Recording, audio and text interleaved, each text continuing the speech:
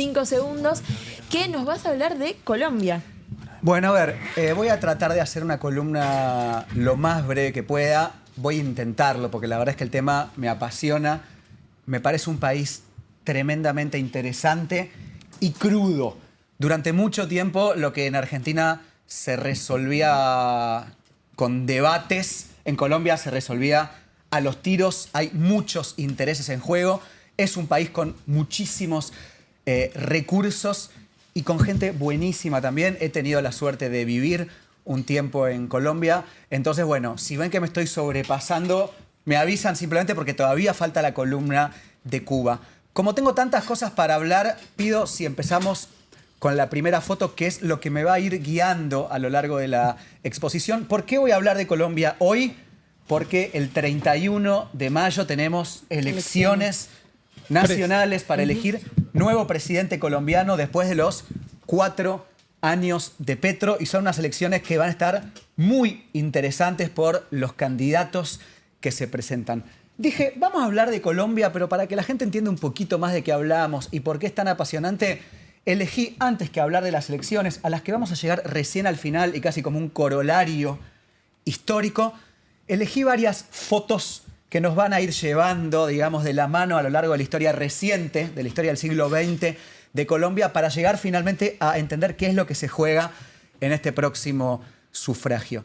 La primera foto que vemos es de Jorge Eliezer Gaitán, apodado por muchos el Perón colombiano, tal vez, y asesinado el 9 de abril de 1948 en un momento en que diferentes gobiernos de signo popular y nacional, como el de Perón, por ejemplo, llegaban al gobierno en países de América del Sur. Colombia no pudo pasar por ese proceso porque a Gaitán, que todavía hoy aparece en los billetes de Colombia y demás, lo asesinaron en pleno Bogotá en un evento que hasta hoy se conoce como el Bogotazo.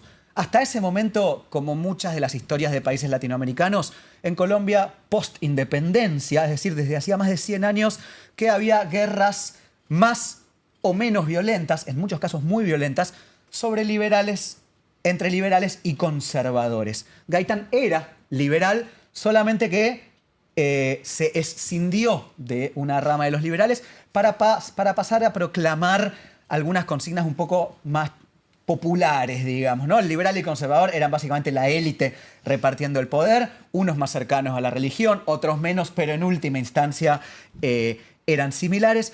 Gaitán es una decisión de los liberales que empieza a convocar cada vez más gente, y más, y más, y más, y el pueblo cada vez lo arropa más, 100.000 personas en sus discursos, hasta que un día lo matan en un evento en el cual, por ejemplo, al mismo tiempo que él lo matan, en Colombia se estaba llevando a cabo la Conferencia Panamericana, que fue la conferencia que fundó la OEA, que fue una conferencia básicamente convocada por Estados Unidos para ver de qué forma se unían los países latinoamericanos para contrarrestar el comunismo. A Gaitán lo matan aproximadamente al mediodía. Esa misma tarde debía haberse reunido con uno de los estudiantes organizadores de la conferencia. Mejor dicho, estaba la conferencia panamericana y una contraconferencia de estudiantes para, bueno, justamente ir con una agenda diferente a lo que proponía la futura OEA. Gaitán no pudo tener esa reunión que debía tener a la tarde con uno de los organizadores de la contraconferencia, que era un joven abogado cubano llamado Fidel Castro, que en ese momento se encontraba en Colombia. Hay también muchos rumores de que García Márquez estaba en ese momento, que vio el Bogotazo, en fin. La historia de Colombia en muchos casos es realmente realismo mágico, y cuando uno le empieza a conocer entiende por qué ese género literario nació en Aracataca o en Macondo. Digo, matan a Gaitán. Todavía hoy Colombia ve las consecuencias, todavía, así como Argentina, se habla y está más presente que nunca en el debate político la figura de Perón. Bueno, el asesinato de Gaitán determina el futuro de Colombia. ¿Por qué? Vamos a la segunda foto, y es que surgen primero guerrillas liberales. Es decir, mataron a Gaitán, nosotros queremos seguirlo defendiendo. Colombia es un país acostumbrado a la violencia, con un territorio muy complejo, montaña, Amazonía, Orinoquía, costa Caribe, costa Pacífica, Andes, un territorio muy, en ese sentido, favorable para las guerrillas que se podían esconder fácilmente y demás. Y aparece este hombre llamado por su alias Manuel Marulanda o Tiro Fijo, que en un principio funda una guerrilla liberal,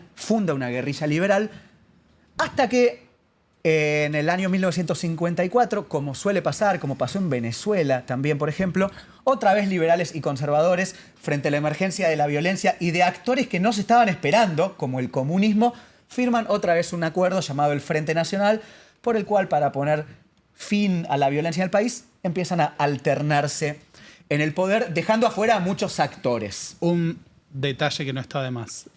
Durante ese periodo de la violencia que menciona Fer, mueren entre 200.000 y 300.000 personas. No.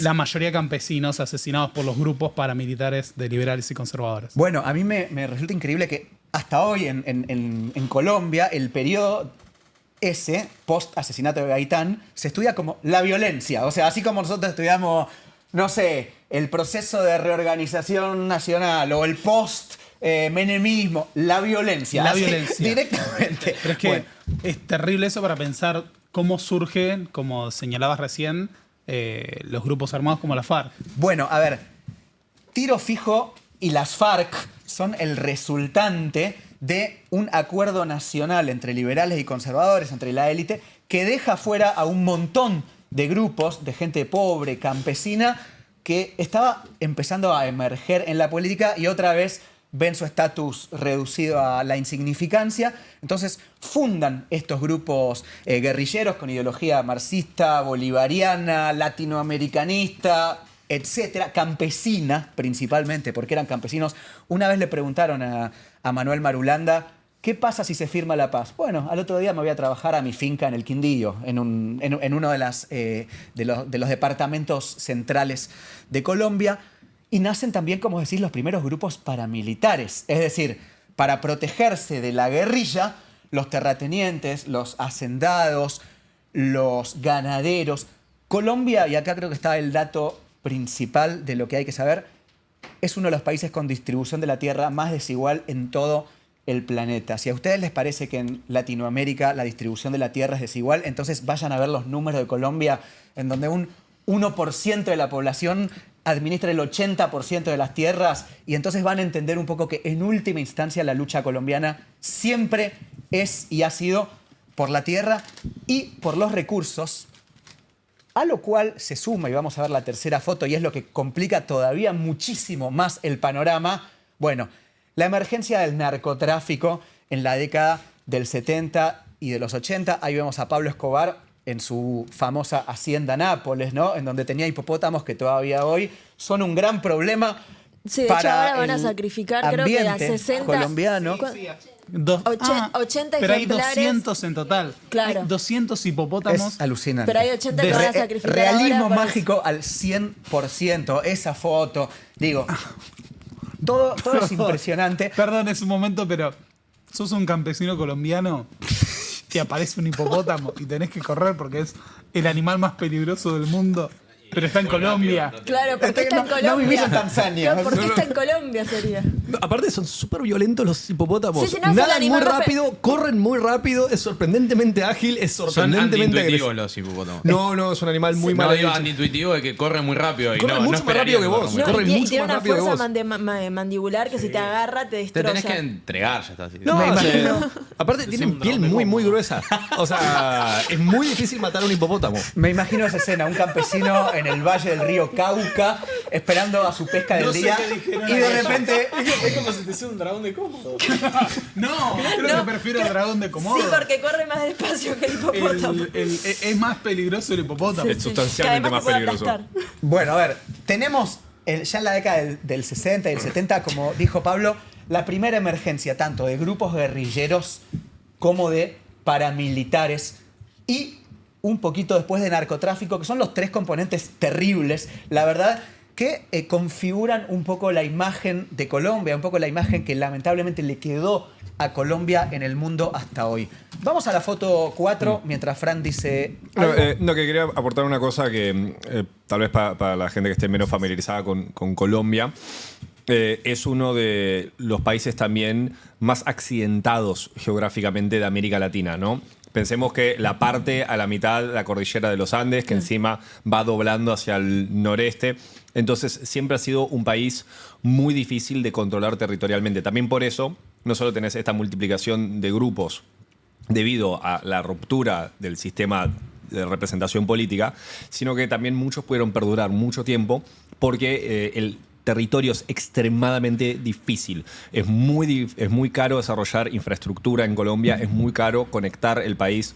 El Pacífico, la costa del Pacífico es otro mundo que Antioquia o Bogotá o Cartagena. Todo lo que es la frontera con Panamá, llegando al Darién. Y ni que hablar el Amazonas después, que es el 60% del país, después de los llanos, y está vacío, digamos, ¿no?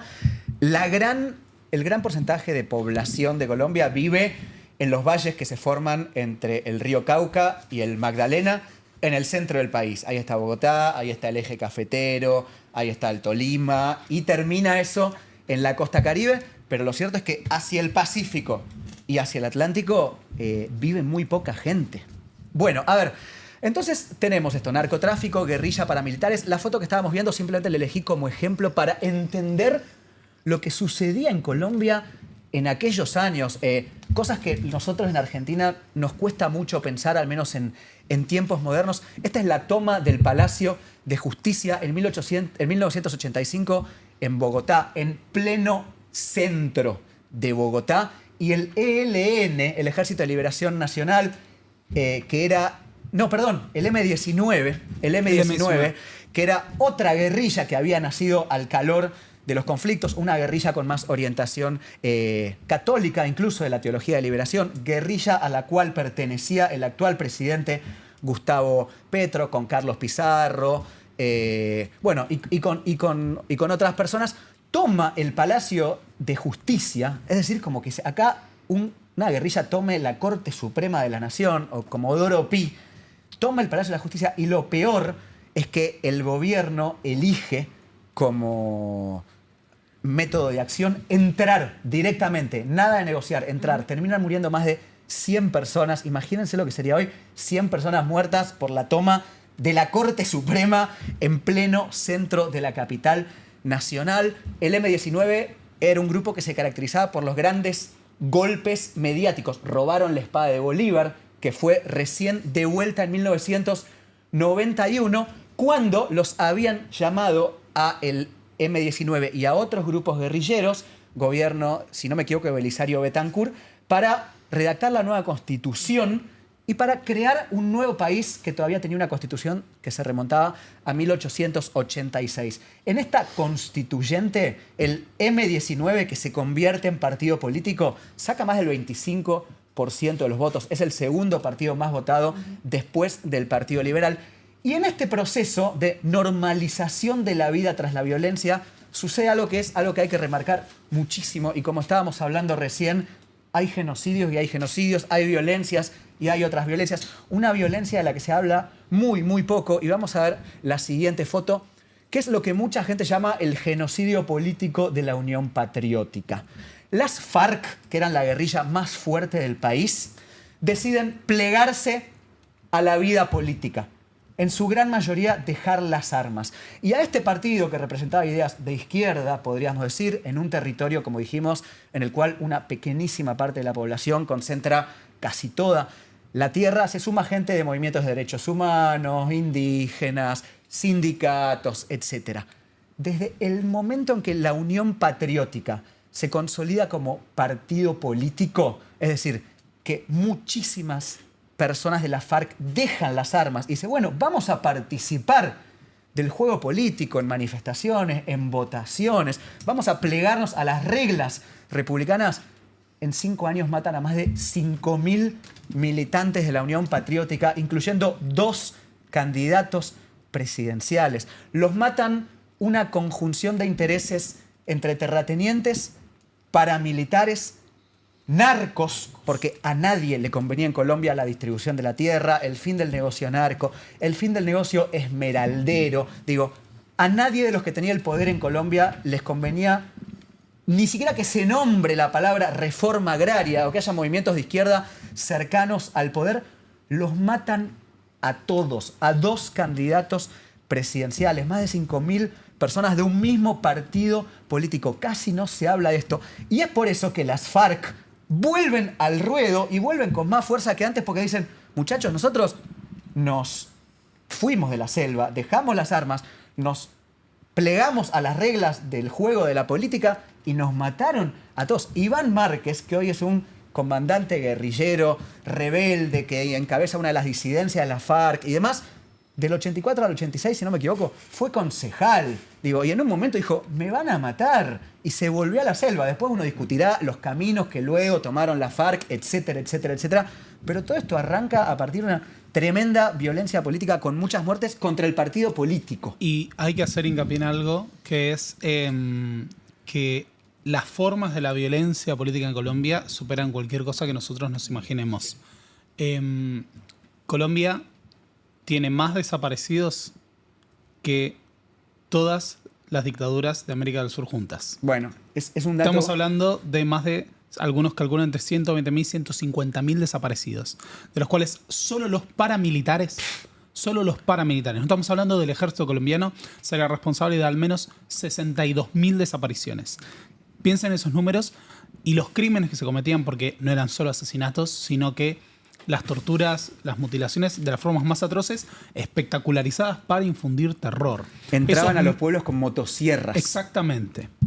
Por eso se decía que las principales industrias de Colombia en esa época eran las sepultureras y las motosierras. Claro, bueno, es tremendo. Que para mí también es algo de por qué algo que nos parecía tan extraño, digamos, desde Argentina, que era la elección de Petro, alguien que había integrado la guerrilla y que lo decía abiertamente y que hasta reivindicaba su historia, termina electo como presidente votado por la mayoría de los colombianos. Algo que capaz desde acá nos suena un poco raro, pero en esta historización que haces cobra el sentido. Si les parece, al igual que hizo Fran con la columna de Taiwán, yo tengo todavía muchísimas cosas más para contar, pero va a quedar corto el programa porque todavía falta la columna de Cuba. Voy a ir hasta donde llego, 10 minutos más, y el próximo programa tal vez lo retomamos porque no vamos a llegar a la Colombia actual, pero es muy importante entender de dónde viene para entender lo que se juega en la elección. Vamos a ver la siguiente foto, que no me acuerdo cuál es. Bueno, esta la elegí porque me gustó y porque encontré el paralelismo con la famosa tapa de Crónica de 1974, cuando fallece Perón y Crónica simplemente titula "Murió", haciendo una elipsis. Era tan notorio el personaje que no hacía falta ni decirlo. Murió. Sí. Una de las tapas de diario más famosas de la historia. Y pasó lo mismo en Colombia cuando finalmente matan a Pablo Escobar, ¿no? Que se había convertido en ese momento en la cara visible de la Colombia fallida, de los vínculos con los paramilitares, del narco, de los asesinatos sin que nadie le pusiera ningún freno por nada. Atentado en un avión, atentado en el diario El Espectador, uno de los más progresistas del espectro político, simplemente porque habían hablado mal de él. Atentado contra Rodrigo Lara Bonilla, que lo mata, que era el ministro de Justicia de la Nación. Dijo, ok, voy a la cárcel, pero la voy a construir yo. Y cuando lo quisieron ir a buscar ya se había ido. Finalmente lo descubren en una barriada de Medellín en el 93. Lo matan. Todo es realismo mágico, al mismo tiempo que era el narcotraficante más peligroso del mundo, realmente una cosa terrible que le sucedió a Colombia.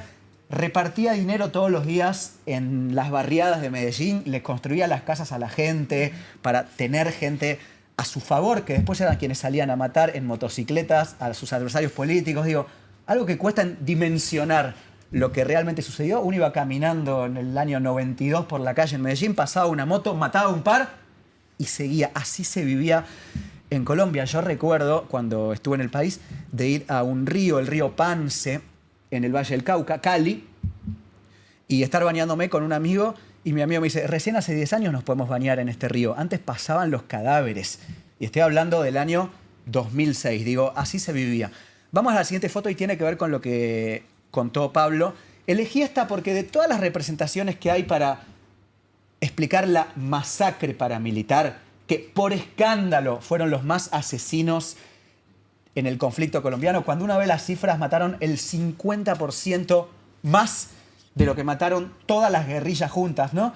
De nuevo lo digo, nos acostumbramos mucho a la FARC, al secuestro de Ingrid Betancourt, a Tiro Fijo, a Raúl Reyes, a lo terrible que eran la FARC, y sin duda que hicieron un montón de atrocidades, pero si uno realmente conoce lo que hicieron los paramilitares, incomparable, que es la fuerza de extrema derecha, arreglada o trabajando en muchos casos en conjunto con los hacendados, con los terratenientes, con el poder político. En Colombia hubo un gran fenómeno conocido como la parapolítica del Partido Centro Democrático, es decir, del partido de Álvaro Uribe. El 30% de los senadores tenía vínculos con los paramilitares, los tuvieron que rajar a todos. Digo, y elegí esta foto porque de todas las formas que hay para ilustrar las masacres paramilitares, en algunos casos matando a 100 personas en un pueblito simplemente por diversión o para que no ayuden a las guerrillas si llegado el caso de que en algún momento fueran Mapiripán, El Salado, El Aro, Ituango. Y esta es la masacre de Mejor Esquina pintada por Botero. Digo, Fernando Botero, el gran pintor colombiano, pintó también sobre las masacres paramilitares en Colombia con su estilo. Incluso también a veces pensamos, como decías antes, está el paramilitarismo, está el narco, están los terratenientes y a veces funciona todo igual. Todo. Primero porque los paramilitares hacen de mano de obra para las guerras entre los carteles narco o para enfrentar a los enemigos de los narcos. También estos construyen sus propias estructuras. Dicho sea de paso, Muerte a Secuestradores, el primer grupo paramilitar dirigido por Pablo Escobar, tuvo instructores israelíes. Dicho sea de paso. Siempre pero están. Muchos, y las autodefensas también las tuvieron. Y muchos de las autodefensas fueron además alimentadas por los recursos del Plan Colombia. Estados Unidos llegó a pasarles dinero directamente a las Autodefensas Unidas de Colombia, paramilitares colombianos, que estaban institucionalizados a esa altura de las circunstancias. Y no es, por las dudas, no es que lo digo como conspiranoico. No, fue público que le entregaron ayuda militar. Y el otro lo punto hicieron en es, Nicaragua, así que no sería una sorpresa. Sí. No necesitas mucho documento para... el otro punto es que también Colombia es el país con más desplazados, era hasta hace un tiempo, hay que ver ahora, con más desplazados internos del mundo. Y esto justamente favorecía el negocio inmobiliario con la venta de tierras. Bueno, exactamente. Estamos llegando al final de la columna. Vamos a hablar el próximo programa de los vínculos de Álvaro Uribe con el paramilitarismo. Vínculos muy notorios. Y los falsos positivos. Y los falsos positivos que los llevan a enfrentarse ahora con Iván Cepeda, el candidato que mejor mide en las encuestas colombianas. A ver, para que entendamos por qué para hablar de Colombia hoy hay que hablar del pasado. Álvaro Uribe, el gran representante, el patriarca de la ultraderecha colombiana, tiene a su padre asesinado en 1983 en la hacienda Guacharacas por diversos remanentes de la guerrilla. Esa es la historia de Álvaro Uribe, su padre asesinado por la guerrilla y él después líder histórico y todavía hoy patriarca de la derecha colombiana. Iván Cepeda, el candidato que va por el pacto histórico para suceder a Gustavo Petro, tiene a su padre asesinado porque era miembro de la Unión Patriótica. Es decir, fíjense cómo...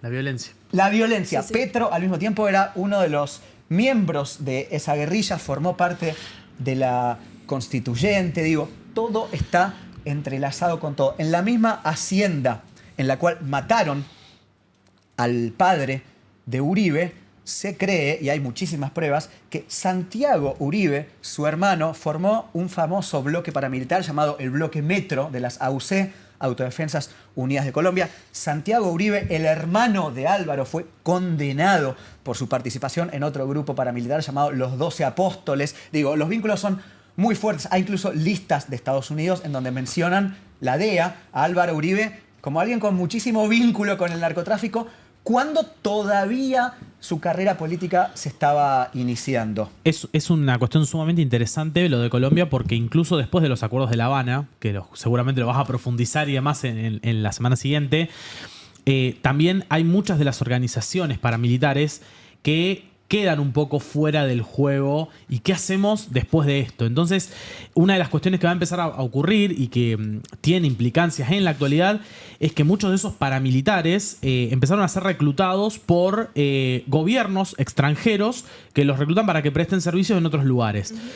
Por eso nos encontramos con mercenarios colombianos en Ucrania, nos encontramos con mercenarios colombianos en Sudán, siendo partes de un genocidio, por ejemplo, allí. O sea, toda esa articulación es sumamente interesante porque después de esos acuerdos hay que reorganizarse para esos sectores, esas milicias, esos grupos paramilitares, y en buena medida prestar servicios a otros gobiernos fue la solución que encontraron.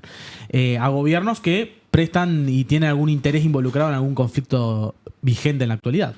Voy a cerrar con la última foto para después ya, el próximo programa, meternos en la Colombia del siglo XXI, en Gustavo Petro, en el acuerdo de paz entre Juan Manuel Santos y las FARC-EP, Ejército del Pueblo. Esa es la que le sigue, creo que más allá de que nombré a Petro, vamos un poquito más atrás, incluso, eso lo vamos a ver el próximo programa. Esa para mí es una de las fotos más impresionantes que se ha tomado en la historia de este continente y que resume al 100% lo difícil que era la política colombiana en ese momento.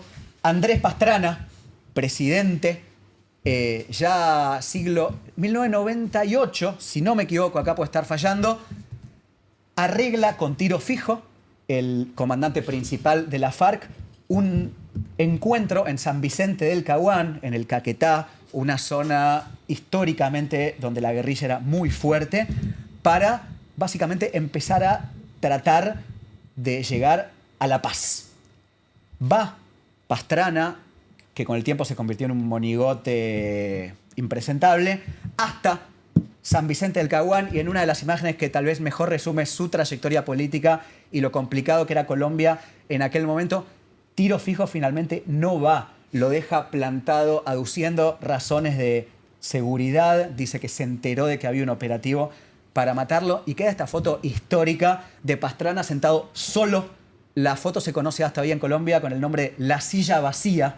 Pastrana, el presidente, en una muestra de incompetencia y de desaire absoluto a su figura, queda sentado mirando con desazón la silla vacía que está al lado. Vamos a llegar hasta hoy en esta columna. En la próxima, como vieron, nos vamos a meter en los acuerdos de paz, en la presidencia de Álvaro Uribe, muy compleja, en el juicio que Iván Cepeda le hizo a Álvaro Uribe y que lo metió preso, en la salida después de Uribe, en el enfrentamiento que hay ahora entre ellos, en cómo Uribe tiene su propia candidata para ganarle a Iván Cepeda, en la presidencia de Petro, y en un outsider que empieza a aparecer, que se dice el Milei colombiano y que es exactamente igual a Nayib Bukele, que se llama Abelardo de la Espriella. Tenemos tiempo porque las elecciones son el 31 de mayo, pero bueno, para entender lo que se juega, creí necesario hacer este raconto histórico que no llegamos a terminar, pero que lo vamos a retomar el próximo. Así que va a haber un Colombia parte 2. Colombia 2. Uribe, Petro,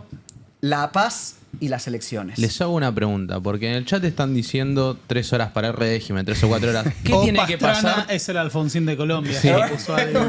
Pero esto, vuelvo al símil PNT. ¿Qué tiene que pasar para que el régimen dure 3 horas? Por empezar, lo que tiene que pasar es que nos manden plata, ¿o no? Para poder bancar un poquito más lo que hacemos. El alias, ahí lo ven, el régimen.